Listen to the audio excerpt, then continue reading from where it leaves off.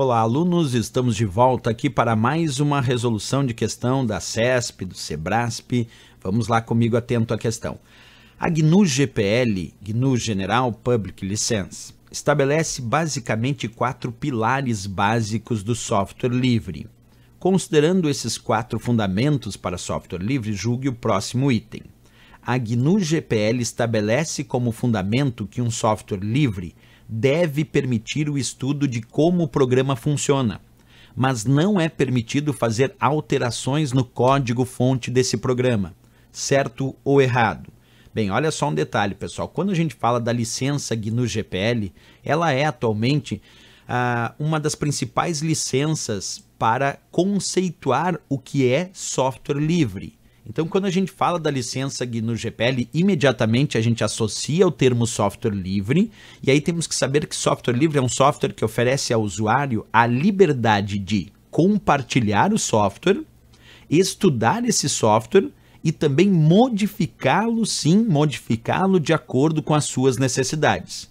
E como isso está descrito? É porque quando falamos em software livre, estamos nos referindo à liberdade em relação a esse software, liberdade de utilizar, de modificar, de acessar o código-fonte, e não ao preço. Muita gente confunde software livre com questão de gratuidade, e a liberdade aí se refere ao software em si, e não à questão de preço.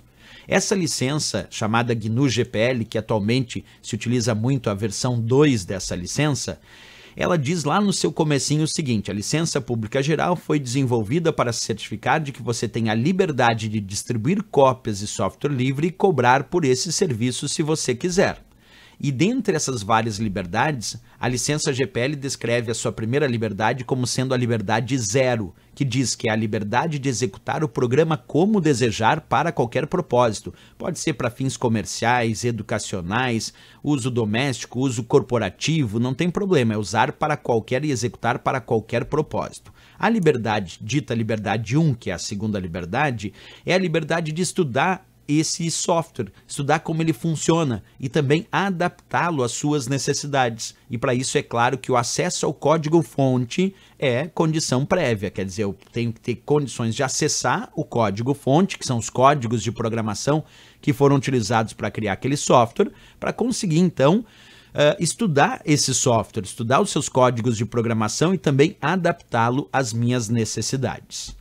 A próxima liberdade, que é a liberdade 2, que é a terceira liberdade do software livre da licença GPL, diz que nós temos também a liberdade de redistribuir cópias desse software para que a gente possa ajudar toda a comunidade e até o meu vizinho que de repente quer utilizar esse software. Então podemos redistribuir. E a liberdade, chamada liberdade 3, que é a quarta liberdade, essa é uma das mais relevantes, porque essa é aquela que a questão discute. É a liberdade de melhorar o programa e divulgar suas melhorias para o público para que toda a comunidade se beneficie. Sendo assim, eu posso modificar esse programa, melhorando ele, e ainda posso redistribuir essas modificações para que todo mundo conheça essas modificações e possa aproveitar essas inovações que eu coloquei no software. E o acesso ao código-fonte também é uma condição prévia para isso. Bem, pessoal, voltando à questão, o que a gente pode concluir agora? Será que está certo ou errado a questão no momento que ele diz aqui embaixo, ó? A GNU GPL estabelece como fundamento que um software livre deve permitir o estudo, perfeito, de como o programa funciona, até agora está certo. Mas aí depois da vírgula ele diz, mas não é permitido fazer alterações no código-fonte desse programa. Errado, é permitido fazer alterações. Então está errado a questão, porque o software livre não só me permite estudar como ele foi feito, mas ele também me permite modificar e adaptar este software às minhas necessidades e até redistribuir cópias dessas versões modificadas. Então no momento que ele diz que não é permitido fazer alterações no código-fonte, isso está errado. É sim permitido fazer alterações no código-fonte.